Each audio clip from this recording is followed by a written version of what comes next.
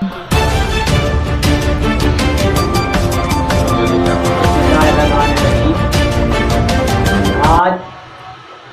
میرے ساتھ شریک گفتگو ہیں جناب راؤ فیض احمد خان میو صاحب، جو صدر ہیں ٹویوٹا امپلائیز ایسوسی ایشن ایپ کا یونٹ لاہور کے۔ میں خوش آمدید کہتا ہوں جناب راؤ فیض احمد خان میو صاحب کو، اور دوسرے مہمان میرے ساتھ جو شریک گفتگو ہوں گے وہ علی شاکر ملتانی صاحب ہیں۔ میں علی شاکر ملتانی صاحب کو خوش آمدید کہتا ہوں۔ سب سے پہلے تو میں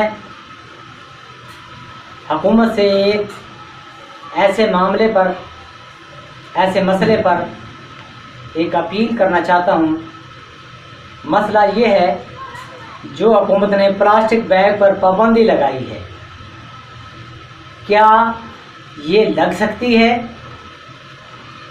اس انڈسٹری میں لاکھوں لوگ بے روزگار ہوں گے پابندی کی وجہ سے۔ اگر حکومت نے پلاسٹک بیگ پر پابندی لگانی ہے تو یہاں پلاسٹک کے برتنوں پر بھی پابندی لگانی چاہیے، تاکہ لوگ جو پلاسٹک کے برتن میں گرم اشیاء لے کر کھاتے ہیں، ان گرم برتنوں میں، ان برتنوں کی وجہ سے، پلاسٹک کے برتنوں کی وجہ سے بہت سی بیماریاں پیدا ہوتی ہیں۔ اور میں حکومت سے یہ ایک اپیل کرتا ہوں کہ جناب پلاسٹک کے بیگ پر پابندی لگانے کے بجائے پلاسٹک بیگ کو گھروں کے سامنے سے اٹھانے کے لیے، گاربیج کو اٹھانے کے لیے اور گھروں کے کوڑا کرکٹ کو اٹھانے کے لیے LWMC اور دیگر جو صفائی کی تنظیمیں ہیں انہیں فعال کریں۔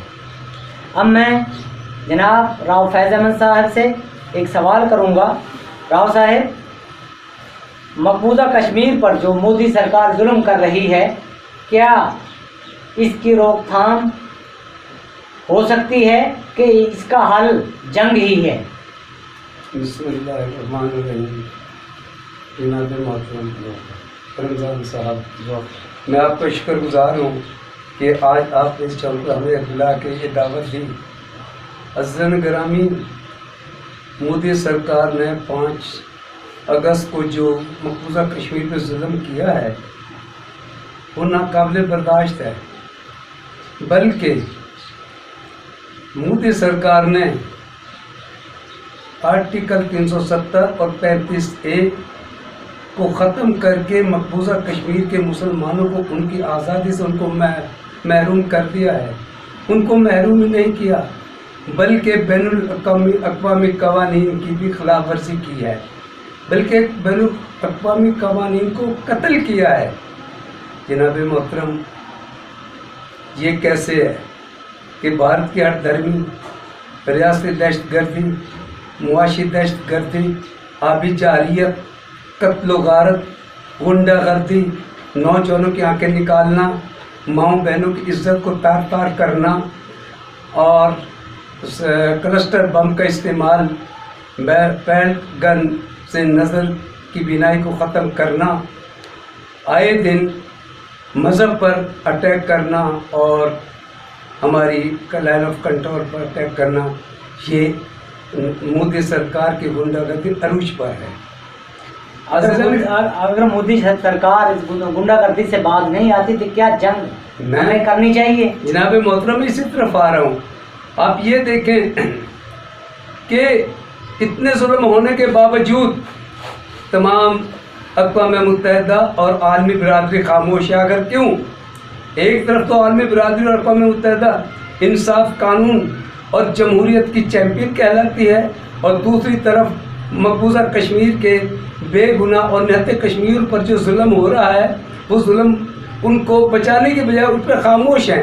اس کا مطلب یہ ہوا کہ اقوام متحدہ کا خاموش رہنا، عالمی برادری کی عالمی برادری کو اپنی آنکھیں بند رکھنا، تو یہ مودی سرکار کے جرم میں برابر کے شریک ہیں۔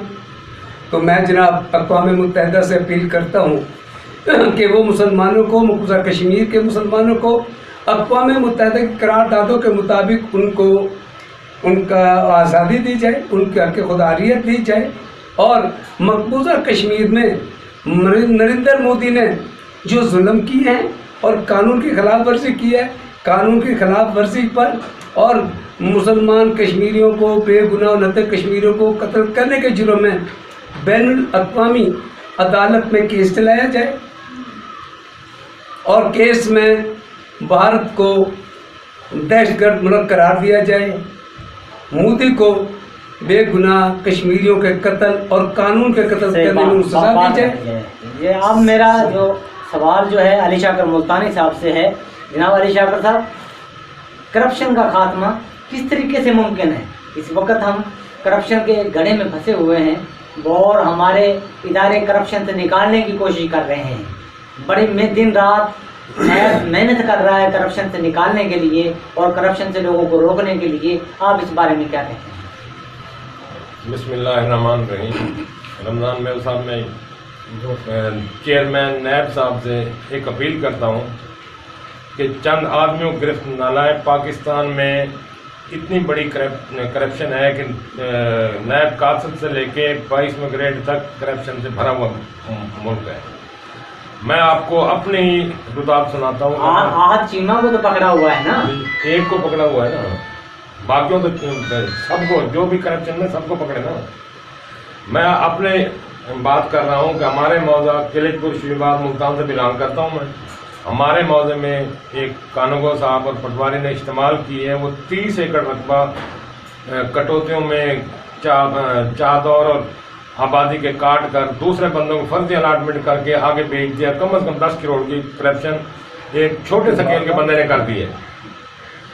10 کروڑ کرپشن اگر پٹواری اور کنگو کر جاتے ہیں، جن کو اچھائی نہیں ہوتا، تو جو لوگ اپنے سگنیچر سے کروڑوں اربوں خربوں نکالتے ہیں، وہ ملک کے ساتھ کیا کر رہے ہیں۔ دوسرا بات آپ دیکھیں، جگہ جگہ بلکہ یہ کرپٹ لوگ انسان قاتل بھی ہیں۔ آپ سڑکوں پہ دیکھیں، انجینئر طبقہ، اوورسیئر، ایکسین، ایس ڈی او، یہ کمیشن کھا کر سڑکوں میں جو اپنا صحیح میٹر استعمال نہیں کرتے، وہاں گڑھے پڑ جاتے ہیں، وہاں ایکسیڈنٹ ہوتے ہیں، اموات ہو جاتی ہیں، اپاہج ہو جاتے ہیں بندے، لیکن ان کا پیٹ بھر جاتا ہے۔ آپ کافی مارتے ہیں، ایک یونیورسٹی مطلب سندھ کی یونیورسٹی بننے کے ساتھ ہی اس میں دراڑیں پڑ گئیں، وہ مطلب اسی کا ساکشانہ تھا کہ مطلب کرپشن کا۔